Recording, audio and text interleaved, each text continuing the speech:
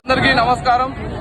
ఈ 13వ వార్డు తరఫు నుంచి బీఆర్ఎస్ పార్టీ మన రోహిత్ రెడ్డి అన్న గారు ఈరోజు ఎస్టీ రిజర్వేషన్ అయినందువలన సురేష్ నాయక్ ని మనకు క్యాండిడేట్ గా అప్పచెప్పిండ్రు.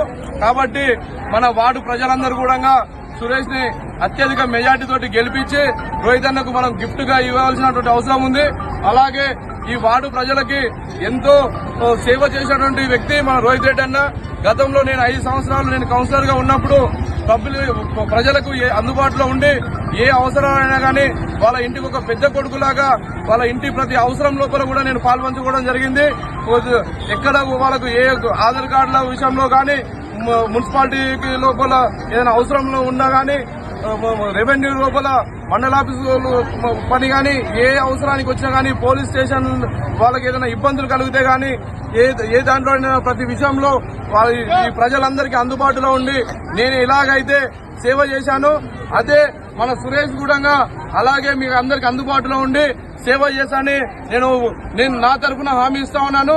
సురేష్ కు నేను అందుబాటులో ఉండి నేను వెన్వెంట ఉండి మీకు అందరికీ కూడా సురేష్ తరఫు నుంచి ఎలాంటి అవసరం ఉన్నా కానీ చేయించడానికి నేను సిద్ధంగా ఉన్నాను. 13వ వార్డు ప్రజలందరూ కూడా ఆశీర్వదించి అతన్ని అత్యధిక మెజార్టీతో గెలిపించాలని చెప్పి కోరుతా ఉన్నాను. ఈరోజు మన 13వ వార్డు ఎస్టీ రావడం నాకు చాలా అదృష్టంగా ఉంది. అలాగే నాకు తోడుగా మన ఎక్స్ కౌన్సిలర్ మాజీ కౌన్సిలర్ మన సీనన్న తోడు ఉండడం, శ్రీనివాసరెడ్డి తోడు ఉండడం కూడా నాకు చాలా చాలా గౌరవం. ఇంకా ఈ వార్డు ప్రజలందరికీ విజ్ఞప్తి, నేను ఒకటి కోరుకుంటున్నాను.